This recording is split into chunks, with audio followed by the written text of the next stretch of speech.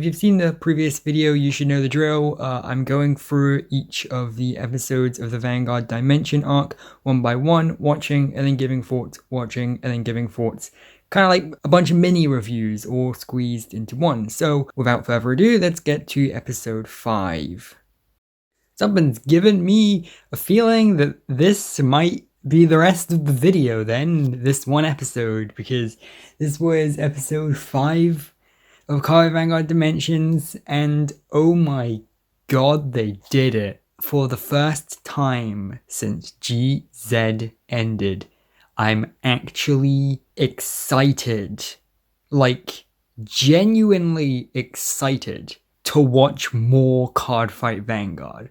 Yeah, they did it. They did it. This wasn't a perfect episode. I'll get to that in a sec. There's genuinely a lot to get through. So, hey, I guess if you're someone who gave up on the reboot around about the time that they caught up to the manga and haven't seen any Dimensions yet, I guess this is hell, if I'm praising this episode, then that means it must be pretty good, because I have had scarce good things to say about the reboot so far. So if I'm praising something this much, then that means something, right?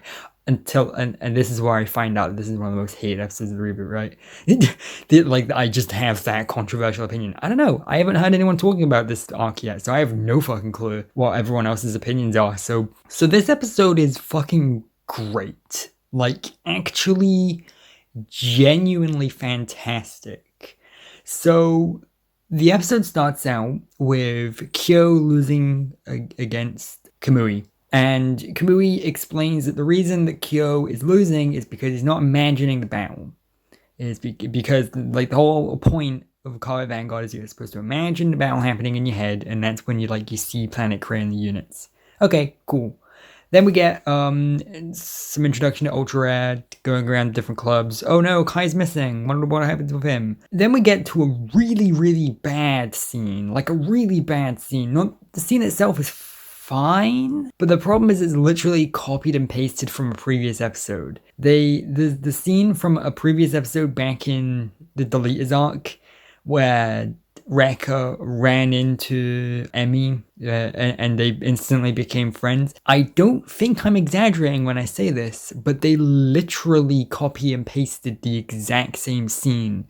The only thing they changed is a very slightly self-aware line where Rekka's like, this feels kind of familiar. But yeah, they literally, and I really mean that, I'm not exaggerating, they actually copy and paste an already existing scene. Which, by the way, the first time they played that scene, it felt like a pointless contrivance, and so it feels all the more so this time around. But that's fine, because the rest of this episode is actually good, so I'm not going to dwell on that for too long. So Rekka gets taken to Voyage, which is Goku's card shop, and it's because she wants to card fight Emmy, and she mentions that something's really been bothering her recently, and that's that Suiko, for some reason, despite being an idol and working with Cardfight Vanguard and stuff, she doesn't actually care about the card game. This is because she was deleted by Koji Ibuki before she got a mind raised, so she doesn't know that she was deleted, which is actually kind of clever when you think about it. I like the idea that they're covering up the deletion with the mind raising thing. They're actually combining two of the already existing things that we know about. And so a lot of this episode was really focused. Yeah, really focused. For the first time in quite a while, this episode was actually focused on something. It was focused on the idea that a lot of people have had their passion for Vanguard deleted, and they finally started to find a way of getting that back, because Kyo Yahagi runs into Rekka and is like, I recognize you from somewhere. Not Ultra Rare, but somewhere else. And that's because they've card fighted before. And so he's like, okay, fine, I guess I'll card fight you then. And it's at this point that we realize that, one, Kyoyagi, despite being deleted, is card fighting a lot. He loses against Rekka 10 times in a row, but maybe that has something to do with fighting back against the deletion. And so a lot of the other characters from the series, like Kai and a few others, some people who've been deleted too, and Tetsu start to kind of crowd around and realize this and go, oh, wait a second, maybe we can fight it back against being deleted, which is neat. And it makes sense to make this an important plot thread because that is one of the things from the previous arc and the manga that never fully got wrapped up. I guess in the manga, it was just implied that the deletion eventually wore off, but it doesn't matter. There might have been an offhand line or so, I don't know. So, and that's basically the episode. The episode is just Kiyohagi card fighting against Rekka. Well, not really, because they actually skip past all the card fights, but he loses 10 times in a row, and then he finally wins, and we basically established that, hey, he can imagine again, he can card fight again, he's been undeleted, so to say, through sheer force of will alone, just because he realizes that, hey, card fighting's fun, and I like it, and boy, it was such a cathartic moment to see Kiyohagi smile and go, I'm having fun card fighting, because, I mean, I guess this is kind of meta, isn't it? That was kind of one of my biggest problems with the reboot in general, is that it takes itself too seriously and always tries to be so serious and dour, and it forgets that it's a card game anime and it's supposed to be fun. And don't you dare go, that was the intention. Oh, they intentionally made the anime bad so that you would feel how the other characters feel. That's stupid. Even if that's the case, even if that's the thing they were going for, that doesn't excuse 50 episodes of bad. Nothing excuses 50 episodes of bad. But yeah, this was a really, really, really good episode. Okay, again, there was some bad stuff there. They reintroduced Trinity Dragon, which was a fun enough thing. I'm actually looking forward to seeing more card fight against Kai, because this is one of those episodes where by the time it ended, I could kind of, I could figure out for my own what the next episode's going to be about, and I haven't even seen the next episode preview, by the way. But I'm pretty sure the next episode's going to be about Mamoru card fighting Kai, and because their card fight's so intense, Kai's passion for Vanguard starts to come back. And I want to see that. Mamoru is a cool character from G, and we kept getting told in that he's really powerful and stuff, but we didn't get that many chances to actually see him, prove that. We got a few, but not that many. And so it's cool to see a younger version of himself actually, see him climb that ladder to the top. So that's really neat. Trinity Dragon, though, they had this really dumb thing where Tetsu or someone called them third-rate card fighters, and they made this wacky assertion to go, third-rate, third dragon, Trinity Dragon. Yeah, we're gonna call ourselves Trinity Dragon, and that's really stupid. It's almost as stupid as the moment from fucking the Han Solo movie where the guy's like, who are you? Who are you with? And Han's like, my name's Han, and I'm on my own. And then the guy's like, I'll put you down as Han Solo then. And it's like, ugh. Spare me, please. But yeah, that's what that reminded me of. But hey, you gotta fan service the G stuff, and hey, I'd rather, if you're gonna fan service G fans, you do it now rather than readapting all of G. Because that's not gonna happen, I swear to Christ, it won't. And in fact, that's why they've got this stuff in here now, because they won't end up adapting G. I swear to God, if they end up adapting G, I'm gonna have some choice words for Mr. Bushiroad. Let's just say that. But no, we don't need a G reboot, but it is fun to see. If you had to do a reboot of the original series, this is a cool way of doing it. It makes the world kind of feel a bit more interconnected. It does make it feel a bit like everyone knows everyone kind of thing, a bit contrived, oh, how come every character seems to just know every character? Who would have thought that Kai would know who Trinity Dragon is, But that's fine. Again, as long as we don't go too far with it, and as long as we do actually capitalize upon these characters, and as long as we don't get a J reboot. I can't stress that enough, by the way, because if you give Bushiroad the inch, they'll take the whole mile. And actually, I don't want to humble brag about this, but I've been working for the past while. Well, I haven't. Debatably, on and off. I'll show some images of it just to prove that I was actually working on it and I'm not just pulling stuff out my own ass here. But I was working on my idea for because I was going to make a video about hey, if I got to make the next Vanguard anime, this is what it would be about. And I kind of still want to get that made one day, but I stopped working on it after a while, but maybe I will make it someday. It was going to be about a new protagonist called Haru Saito. Haru, because it's got yellow hair, because the other two protagonists have hairs. They're part of the primary colors colors, so it makes sense for the third one to be blonde. And so he's called Haru because blonde, spring, yellow hair. Get it? And, you know, I'm not going to get too far because if I start talking about this now, I'm going to just never shut up about it. But this, I promise this does actually tie into what I'm talking about with this episode.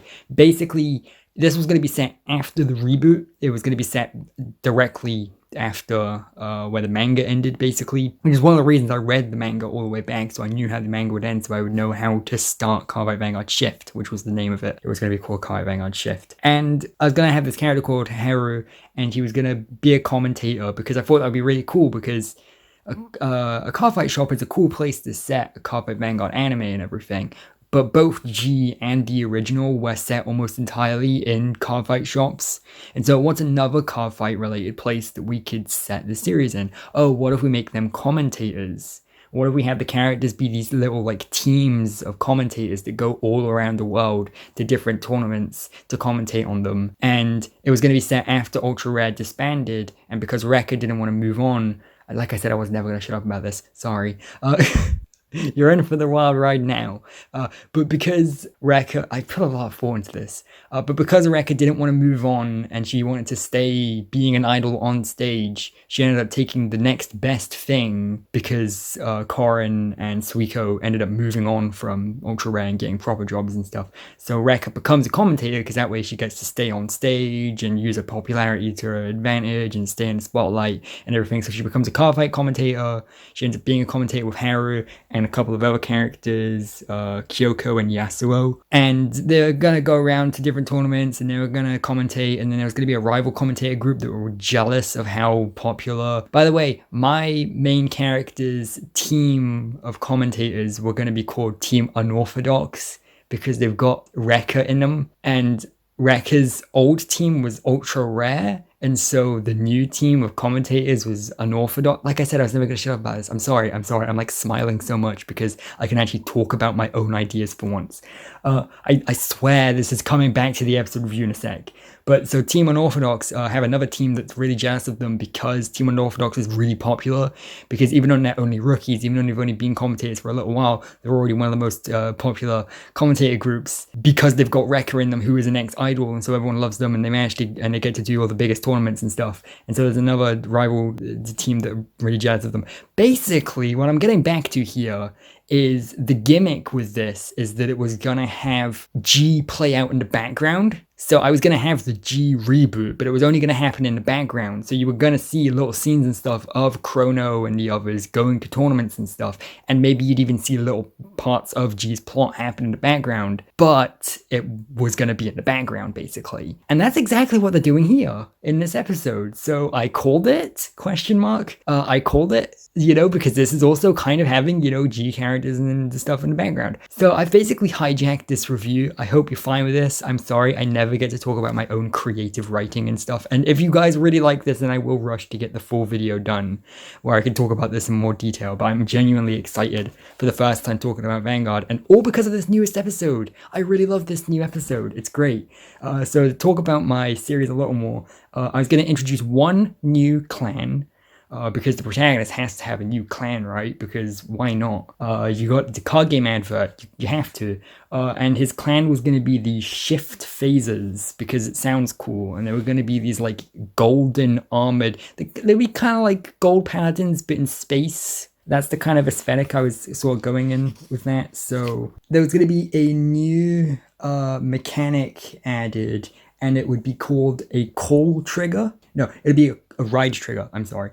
The new gimmick would be ride triggers, and there'd be grade 3 units where if you pull them in a trigger, then you'd be able to instantly summon them to the field. So you could basically instantly have a grade 3 as long as you called it from the trigger pile. That's massively overpowered, but because of that, the Shift Phasers deck would be fairly underpowered because of that. So it would focus, so the entire strategy of the deck would be tanking hits so that you could get a ride trigger, so that you could ride the Vanguard, so that you could go for an all-out attack, basically. And I also took a poll on a Facebook group. I asked a bunch of people on one of the Vanguard Facebook groups, Let me see. I've got a lot of notes. I've got like multiple pages worth of notes here. I asked a bunch of people, hey, what decks in general in Vanguard would you like to see get more attention? So, like I said, Haru's got Shift Phases because obviously. Rekka's got Neo Nectar because why change that? And then Kyoko was going to use Aqua Force and Yasuo was going to use Tachikaze. Because those were two clans that a bunch of people on a Facebook group told me that they really wanted to get more attention, so hopefully that's the case, and so two of the four main characters. Also, one of the changes I was going to make to G in the reboot version is they were going to have a team called Tri-4, because they were originally called Team Tri-3, like in the original, which was the usual 3 members, but then after a while, Tayo ends up joining the group, and so they changed the name from Tri-3 to Tri-4, which I really like how silly that sounds, because it's Tri, which means 3, but then 4, so it's called 3-4, which references the idea that they went from being a 3-person team to being a 4-person team, and I like the idea of Tayo becoming a full-time member of their group. Okay, I'm gonna shut up now about my fan fiction. I'm sorry. You came here for an episode review and what you got was my dumb fan fiction. But I've got a lot more to say about it when it comes to that. I've got a lot to say about Vanguard Shift. I just unfortunately don't have that many drawings or anything to back it up. So maybe later on, like I wanted to go all out. I wanted to like recreate like sort of a live conference like presentation similar to the live streams they did that revealed the original like reboot, where they revealed that and they were like, here's the conference and here's the PowerPoint that reveals all the information. I was going to basically recreate one of those. So I wanted to have like a poster and adverts for the cards and that kind of stuff. But like I said, that was too ambitious. So instead I ended up just rambling for like far too long on an already existing. Yeah, like I said, please tell me in the comments if anything that I just said sounded interesting there, because that will feed my ego. And hire me Bushiroad, please. And yes, I did put Rekka in there as one of the 4 main characters, but only as one of the 4 main characters. Like how Kamui was one of the 4 main characters in Cardfight Vanguard G. See, it works out. And there's going to be a whole arc about her getting over the idea that she used to be in Team Ultra Rare and she's living in the past and she needs to move on and create new memories with her new friends and everything. And it was going to be cute and funny, and it was gonna really recapture the idea. And when they say stand up Vanguard or stand up my Vanguard, Team Unorthodox, because they're commentators and because they entertain crowds, they were gonna say stand up our Vanguard, as in the entire crowd's Vanguard. God, I'm smiling so much. I'm sorry. Anyway, in the next video, I'll talk about more episodes of Cardfight Vanguard V. Either that, or I'll talk about more of my dumb, silly fan fiction. Oh god, this is either going to be my best or worst video ever, and it's probably going to be my worst.